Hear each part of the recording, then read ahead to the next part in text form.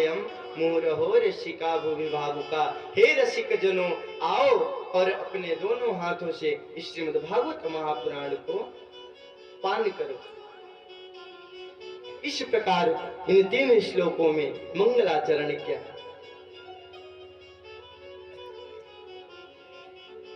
अब शौनक आदि ऋषियों का सूत जी से प्रश्न, 6 प्रश्न पूछे हैं श्री व्यास जी से, सूत जी से। क्या क्या बोले? महाराज, जगत में इतना प्रपंच हो गया है,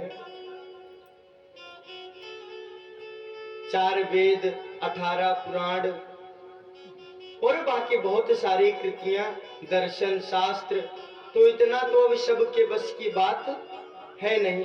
कोई पढ़ तो सकता नहीं इतना, ना इतना मर्म जानने में कोई योग्य है। कोई इतना योग्य नहीं है कि इन वेदों का मर्म जान सके। वेदों की भाषा जो है बहुत ही अलग है, वो ऐसे समझ में आने वाली नहीं जब तक उस पे आप निरंतर अध्ययनरत नहीं रहोगे, निरंतर उसको समझने का प्रयास नहीं करोगे, तो इतनी जल्दी समझ में आने वाली है नहीं। तो महाराज, इन सभी शास्त्रों का सार क्या है? सभी शास्त्रों का सार क्या है? किम श्रेया शास्त्र सारा कहा, और उसके बाद बोले भगवान तो सर्वशक्तिमान है। जैसे आजकल उनकी सत्ता पे सवाल उठाया जाता है, अनेक लोग जन्म ले लेते हैं, भगवान की सत्ता पर सवाल उठाने वाले आ जाते हैं कि भगवान तो सर्वशक्तिमान है, वो भ्रिकुटी मात्र अगर हिला दे तो सब कुछ हो जाए, जो चाहे वो अपने लोक में ही बैठकर कर सकते हैं। भ्रिकुटी मात्र को हिलाने से ही समस्त संसार का कल्याण भी हो सकता है और संहार भी हो सकता है। तो वो बार बार जन्म क्यों लेते हैं, अवतार क्यों लेते हैं? स्व अवतार प्रयोजनम क्यों? अगर इतना शक्तिमान है वो, तो वो बैठकर वहीं से भ्रिकुटी हिला दें, वो अवतार क्यों लेते हैं बार बार? स्व अवतार प्रयोजनम क्यों? और अगर अवतार लेते भी हैं तो के अवतारास, कितने अवतार हैं प्रभु के? बहुत सारी विकृतियां फैली हुई हैं, कोई अलग अलग, सब अपने आप को भगवान का अवतार ही बताते हैं। तो महाराज थोड़ा संशय दूर कीजिए, के अवतारास, कितने अवतार हैं? और अगर अवतार लेते भी हैं तो अवतार लेकर किम कर्म, करते क्या हैं? 5वां प्रश्न।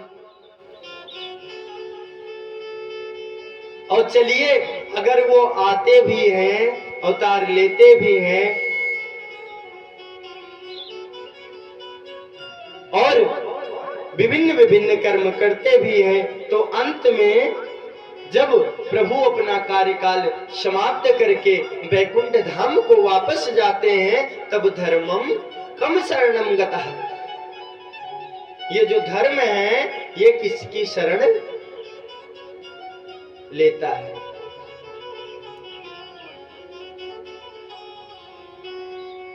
ये 6 प्रश्न शौनक आदि ऋषियों के सूत जी से।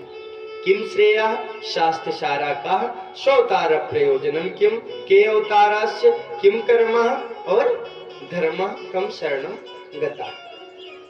ये 6 प्रश्न शौनक आदि ऋषियों के सूत जी से। इन 6 प्रश्नों को सुनकर सूत जी बहुत प्रसन्न हुए। बोले चलिए थोड़ा गुरुदेव को प्रणाम कर लेते हैं, उसके बाद आपके सभी प्रश्नों का एक एक करके उत्तर देते हैं। 2 श्लोकों में अपने गुरुदेव को प्रणाम कर रहे हैं। देखिए गुरु की बहुत महिमा है। आज सूत जी गुरु जी को प्रणाम इसीलिए कर रहे हैं कि हमारे अंदर इतना सामर्थ्य है नहीं। और जब हम गुरु जी को प्रणाम करेंगे तो शायद गुरु जी आकर थोड़ी कुछ मदद कर दें, तो हम आपके इन प्रश्नों का उत्तर देने में। जय हो गोविंद गोविंद गोपाला, जय हो गोविंद गोविंद गोपाला, जय हो गोविंद गोविंद गोपाला, जय हो गोविंद गोविंद गोपाला। भज मुरली मनोहर नंद लाला, भज मुरली मनोहर नंद लाला, भज मुरली मनोहर नंद लाला, भज मुरली मनोहर नंद लाला। जय हो गोविंद गोविंद गोपाला, भज गोविंद गोविंद गोपाला, भज गोविंद गोविंद गोपाला, भज गोविंद गोविंद गोपाला। जय हो मुरली मनोहर नंद लाला, भज मुरली मनोहर नंद लाला, जय हो गोविंद गोविंद गोपाला, जय हो गोविंद गोविंद गोपाला। बोली भागवत भगवान की, जय हो, श्री राधा रानी सरकार की। जय हो। तो देखिए गुरु का बहुत महत्व है।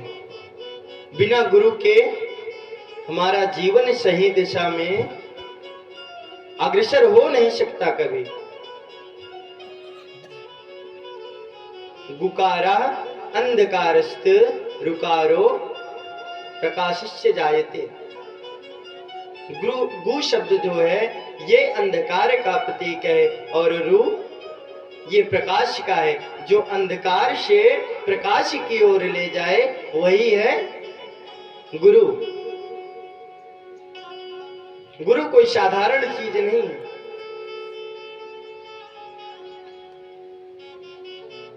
अब तो सबको गुरु का दर्जा दे देते हैं, लेकिन गुरु का दर्जा सबके लिए है नहीं। गुरु सिर्फ व्यास गद्दी पे जो विराजमान हो,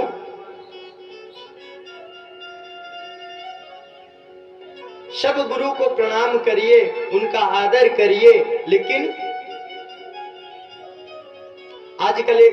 आजकल क्या मतलब एक मंत्र एक श्लोक बहुत प्रचलित है, सबको एक एक को रटा रटाया।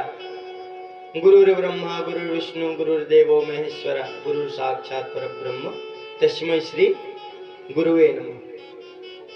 लेकिन ये सब के लिए प्रयोग नहीं किया जा सकता। आप देखिए कभी पंचांग में भी जो गुरु पूर्णिमा आती है, कभी गुरु पूर्णिमा नहीं लिखा पाओगे आप, व्यास पूर्णिमा होती है। तो गुरु का स्थान जो व्यास जी को ही दिया गया है। तो अपने गुरु जी को प्रणाम कर रहे हैं और गुरु जी क्या करते हैं, आपको राम नाम का प्रकाश दे करके आपके जीवन से सभी विकार मिटा देते हैं। छोटा सा मंत्र आकर दे के जाते हैं, राम। सब कहते हैं महाराज राम राम ले लिए होगे तो अब बाहर खाना पीना तो बंद ही हो गया होगा, बाहर का कुछ नहीं खाते होंगे आप। तो देखिए राम नाम ऐसा ही नहीं है। रा आ मा 3 शब्दों से मिलकर बना हुआ है राम। और हमारी जो वर्णमाला है ये एक एक अक्षर किसी ना किसी के बीज हैं। रा शब्द जो है ये बीज है किसका, अग्नि का। जब आप रा का उच्चारण करते हो तब अग्नि क्या करती है, जलाती है। और क्या जलाएगी, आपके जो पाप हैं उसको जला करके राख कर देगी।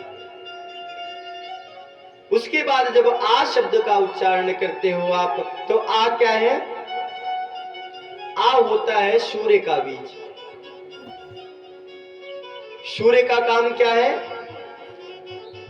जगत में प्रकाश भरना। जब तक सूर्योदय नहीं होता, संपूर्ण संसार अंधकार में लिप्त होता है। जैसे ही सूर्य की किरण निकली, वैसे संपूर्ण संसार फिर से प्रकाशमय हो जाता है। तो सूर्य का काम, जब आप आ शब्द का उच्चारण करते हैं, तो सूर्य का जो बीज है, आपके जीवन से अंधकार को दूर करके आपके मन में प्रकाश की रोशनी प्रस्फुटित करता है और आपका जीवन प्रकाशमय हो जाता है। लेकिन महाराज, गर्म तो दोनों है। जब आपका शरीर ज्वलनशील अवस्था में होगा, तो आगे मन तो लगना नहीं है कहीं। इसलिए मां शब्द जो है, ये किसका बीज है? चंद्रमा का। चंद्रमा का काम क्या है? शीतलता। चंद्रमा शीतल होता है। जब शंकर भगवान ने विषपान किया, उसके बाद समुद्र मंथन से चंद्रमा निकला, तो बोले कि इसे शंकर जी को दे दो, ये अपने ऊपर धारण कर लेंगे, तो जो विष से तप्त हो रहे होंगे ये, उनमें इनकी मदद करेगा। तो चंद्रमा जो होता है शीतल होता है। चंद्रमा का स्वभाव है शीतलता। तो रा, आ, मा, ये तीन शब्द मिलके जब आपके जीवन में आते हैं, तब आपका जीवन, पहले तो आपके पापों को नष्ट करती है अग्नि। फिर सूर्य आपके जीवन से अंधकार को दूर करके आपको प्रकाश की ओर ले जाती है। फिर चंद्रमा क्या करता है? आपको एकदम शीतल बना देता है। आपका स्वभाव, आपका व्यवहार इतना निर्मल बना देता है कि आपकी कीर्ति समस्त संसार में दिव्यमान हो जाती है। इतना सुंदर है राम का नाम। राम का मंत्र लेने का ये तात्पर्य नहीं है कि बाहर का खाना पीना छोड़ दिया तो बस राम राम सिद्ध हो गया। नहीं महाराज, बहुत महिमा है राम की। विप्र प्रसादात मम राम नामम। विप्रों के प्रसाद से मेरा नाम राम हुआ है। स्वयं राम जी भी कहते हैं कि विप्र प्रसादात मम राम नामम। इतना छोटा मोटा शब्द नहीं है कोई, देखने में तो 3 अक्षर का ही है, लेकिन राम में समस्त ब्रह्मांड समाया हुआ। तो ऐसा मंत्र देख के आपको गुरु जी क्या करते हैं? आपके जीवन को परम विशुद्ध बना देते हैं। आपकी कीर्ति समस्त संसार में लहराने लग जाती है। अगर यहां तक पहुंचाया है किसी ने, तो वहां उसमें किसकी प्रभुता है? हम स्वयं से पहुंच सकते हैं? संभव नहीं है। इतना विवेक अगर कहीं से संभव है, तो वो देने वाला कौन है? गुरु जी। अगर हम दुनिया में सर्वोच्च पद पर विराजमान होते हैं, तो वहां तक विराजमान करने में हाथ किसका होता है? हमारे गुरुवर का। बचपन से ABCD पढ़ाते पढ़ाते बाद में पता नहीं कितनी मेहनत करते हैं हमारे पीछे, तब हम जाकर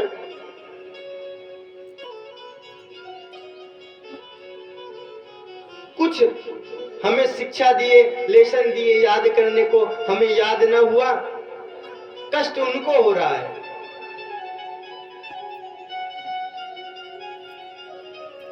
याद हमें नहीं हो रहा है, चिढ़ हो रहे हैं।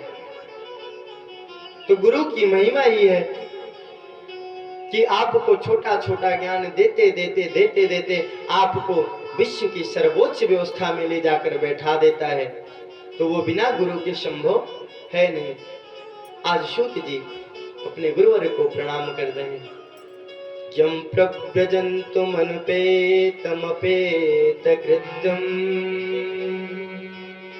द्वैपायनो विरह कातरवा जुहाव पुत्रेति तन्मयतया तरवो विनेदुस् तं सर्वभूतहृदयं मुनिमानतोऽस्मि।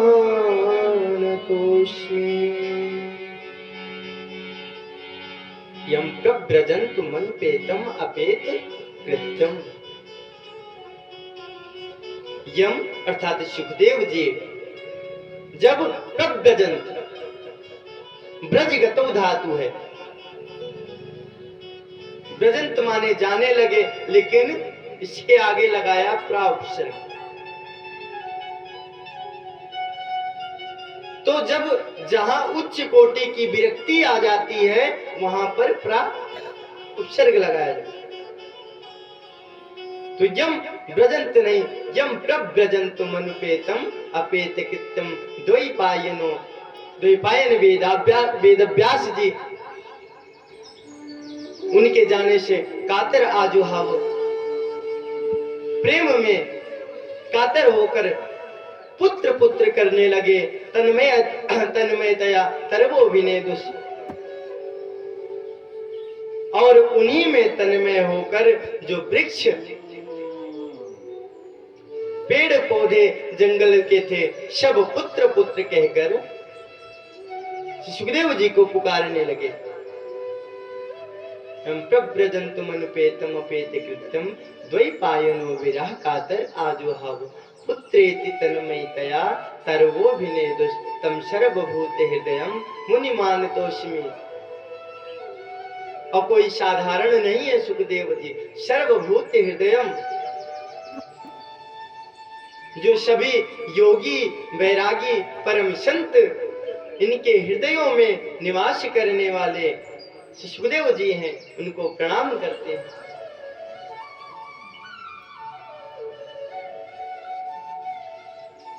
पहले प्रश्न का उत्तर देते हुए सूत जी कहते हैं कि जो आप पूछ रहे हो किम श्रेया, मनुष्य का कल्याण कैसे हो, तो नारायण के चरणों में अहेतु की प्रीति हो जाए, इसी से मानव का परम कल्याण संभव है।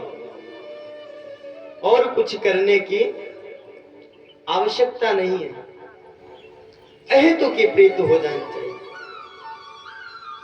बिना किसी हित की। ये नहीं महाराज कि अगर आप पूजा करने जाएं तो उसमें भी आपका हित छुपा हुआ, इससे कल्याण संभव नहीं है। जीवन सुखमय हो सकता है, लेकिन कल्याण तो जब ही होगा जब अहेतु की प्रीति लग जाएगी आपको नारायण से। हर चीज में आपको उनकी कृपा दृष्टि दिखाई देगी। वृंदावन में एक बहुत प्यारे संत जी रहते थे, एकदम परम विरक्त हो चुके थे। उनके लिए हर स्थिति एक समान। एक बार उनके एक भक्त आए, बोले महाराज कल हमको पुत्र हुआ। बोले रे बहुत सुंदर बहुत सुंदर। बोले महाराज लेकिन अगले ही क्षण वो परधाम में विलीन हो गया। बोले रे बहुत सुंदर। एक बेचारे आए, बोले मेरी गैया को बछड़ा हुआ। बोले बहुत अच्छा। बोले बछड़ा मर गया। अरे जब तो बहुत सुंदर। तो कैसी भी स्थिति आए, अगर हानि हुई तब भी बहुत अच्छा और लाभ हुआ तब भी बहुत अच्छा। किसी भी स्थिति में हमें निराश होने की आवश्यकता नहीं है। हम अगर निराश हुए, अगर चिंता किए, तो चिंता करने का साफ साफ अर्थ क्या है? नारायण की सत्ता पर उंगली उठाना। भाई हम अगर चिंतित हो रहे हैं तो फिर वो किस लिए बैठे हैं?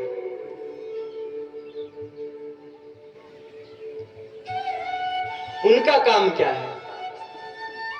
अगर हमें ही सारी चिंता करनी पड़ेगी तो नारायण किस लिए बैठे हैं? तो उनके चरणों में सारा भार छोड़कर हम उनसे अहेतु की प्रीति कर लें। बस इसी में मानव मात्र का कल्याण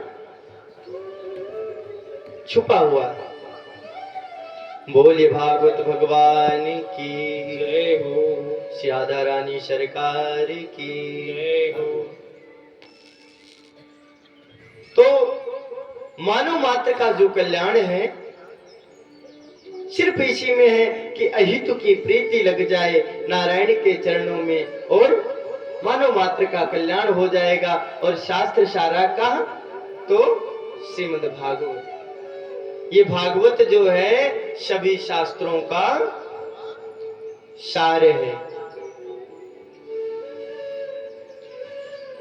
बोले महाराज, ये जो आप श्रीमद् भागवत की व्याख्या गाए जा रहे हो, जिसका इतना गुणगान कर रहे हो, ये लिखा किसने और कब लिखा गया और इसको लिखने की आवश्यकता क्या पड़ गई?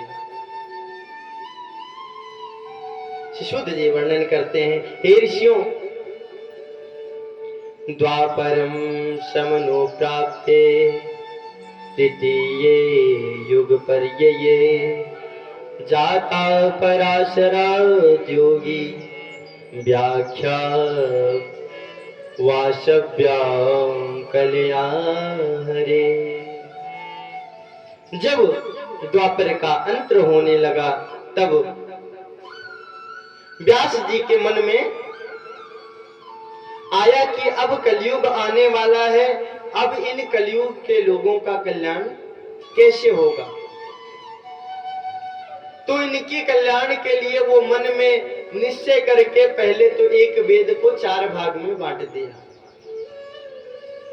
पहले एक वेद को 4 भागों में बांटा, ऋग यजुर साम अथर्व। इससे भी संतोष ना मिला तो पंचम वेद महाभारत की रचना की, 17 पुराणों की रचना कर दी। लेकिन जब भी संतोष मिला नहीं, एक दिन असंतोष में ही घूम रहे थे, तब तक भेंट हो गई नारद जी से। नारद जी ने व्यास जी से पूछा, व्यास जी आप तो परम संतुष्ट हो, आपको इतना ज्यादा असंतुष्ट मैंने देखा नहीं कभी, आपकी इस असंतुष्टि का कारण क्या है? आपका क्या कारण है?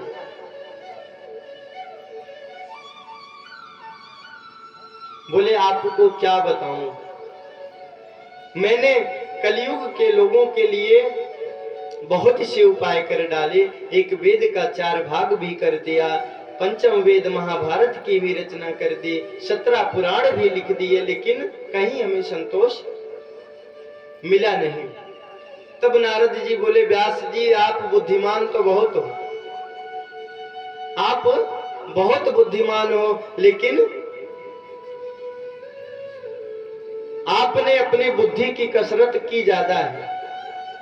अगर थोड़ा भक्ति से काम किए होते, थोड़ा नारायण को स्मरण करके काम किए होते, तो ये जो आपका असंतोष है, यह संतोष ना होता। आपने बुद्धि की कसरत तो खूब की, वेदों का बढ़िया विस्तार कर दिया, एक को 4 भागों में बांट दिया, लेकिन फिर भी आपको संतोष रहा। तो संतोष का कारण ये है कि आपने मेरे प्रभु को प्रधान रूप से कहीं दर्शाया नहीं। देखिए, महाभारत में भगवान श्री कृष्ण की थोड़ी बहुत लीलाएं तो बताई, थोड़ी बहुत, लेकिन प्रधान रूप से ग्रंथ में सम्मिलित नहीं किया कि जहां पर उनके जन्म से लेकर विवाह तक और अंत में उनके समस्त परिवार का अंत हो गया हो, ऐसा ना कोई वेद है, ना कोई पुराण है, ना कोई शास्त्र है। तो आपने आज तक प्रभु की लीलाओं को प्रधान रूप से दर्शाया नहीं कहीं, इसलिए आपका संतोष जाने वाला है नहीं। और इतना कह करके भगवान अंतर्धान हो गए, नारद जी अंतर्धान हो गए इतना कह करके। अब तो सोचने लगे कि महाराज आधे रास्ते में छोड़कर चले गए, ना इधर ना उधर। ये जो आपने बताया, इसका कोई साधन भी तो बता देते। फिर भगवान का चिंतन मन में किया, तब जाकर 18,000 श्लोकों का सुंदर ग्रंथ मन में तैयार हुआ और गणेश जी ने 18,000 श्लोकों को सुंदर रचित किया और बन गया क्या? श्रीमद् भागवत महापुराण। इसीलिए जो कल्याण आपको कहीं नहीं मिलेगा, जो चीजें आपको, जो संतोष आपको कहीं नहीं मिलेगा, वो आपको श्रीमद् भागवत महापुराण में ही मिलेगा। देखिए, जब नारद जी की मुलाकात व्यास जी से हुई तो मूल में आप कभी पाठ कीजिए या फिर पढ़िए तो हर जगह लिखा है नारद उवाच, हर जगह नारद उवाच लिखा है। लेकिन जब आज व्यास जी को उपदेश दे रहे हैं तब क्या? श्री नारद उवाच। आज मूल पाठ में श्री नारद उवाच लिख रहे हैं। क्यों महाराज? क्योंकि आज ये जो ज्ञान दे रहे हैं ये श्रीमद् भागवत का ये कोई साधारण ज्ञान नहीं है। भगवता प्रोक्ता इति भागवता, भगवान के श्री मुख से ही निकली है श्रीमद् भागवत कथा। इसलिए आज नारद के लिए श्री नारद वाच लगा रहे हैं। बाकी मूल में हर जगह जहां जितना संवाद हुआ होगा सब इसमें नारद वाच लिखे हैं। लेकिन आज जब व्यास जी को उपदेश दे रहे हैं तब लिख रहे हैं श्री नारद वाच। पराशरो महाभागा, पराशर कहकर संबोधित किया व्यास जी को। इसलिए इस गद्दी पर बैठने वाला जो है, बैठने वाला साधारण हो सकता है, लेकिन जब कथा हो रही हो तब कथा साधारण हो नहीं सकती, क्योंकि कथा करने वाले जो हैं स्वयं श्रीमन्नारायण हैं। किसी साधारण व्यक्ति में इतना सामर्थ्य है नहीं कि नारायण की लीलाओं का गुणगान कर सके या फिर उनको समझ सके या समझा सके।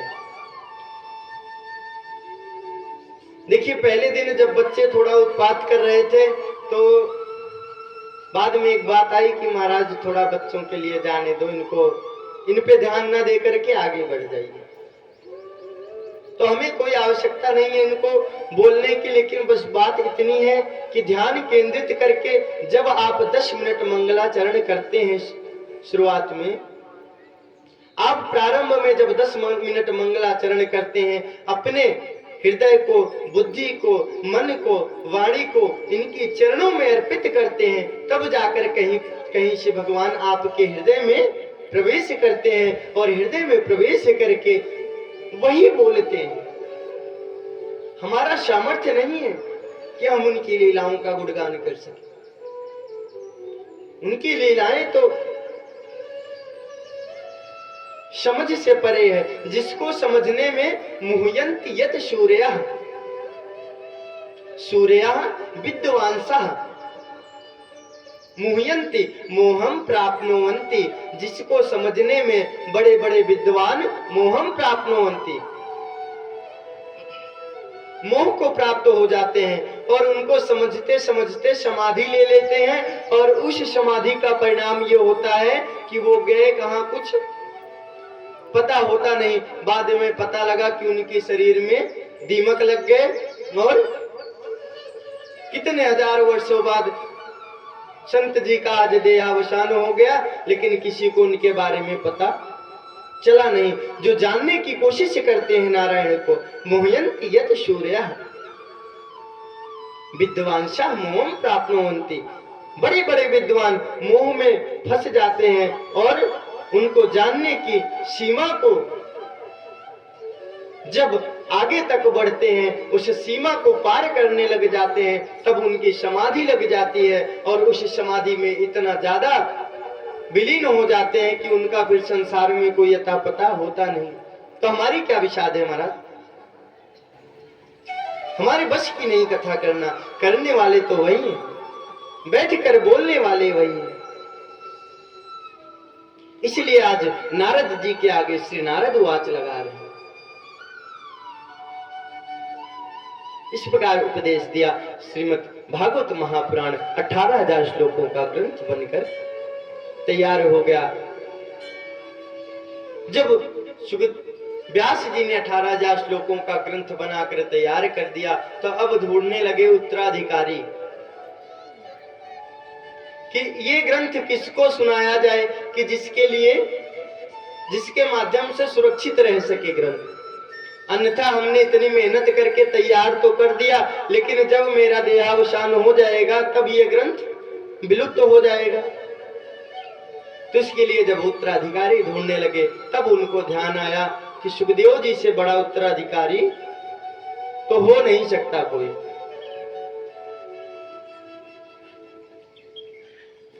लेकिन ध्यान आया कि श्री सुखदेव जी तो जन्म लेते ही विरक्त हो गए, सब कुछ छोड़कर चले गए। तब उन्हें ख्याल आया कि प्रभु के गुणगान को अगर उनके तक प्रेषित कर दिया जाए तो कहीं ना कहीं से अवश्य ही उनके मन में भक्ति जगेगी और वो अवश्य आएंगे। तब 2 श्लोकों को रटा करके सुखदेव जी के पास भेज दिया। देखिए सुखदेव जी का संक्षिप्त परिचय जानते हैं। एक बार भगवान शंकर पार्वती मैया को कथा सुनाने के लिए गए। मैया को कथा सुनाने लग गए।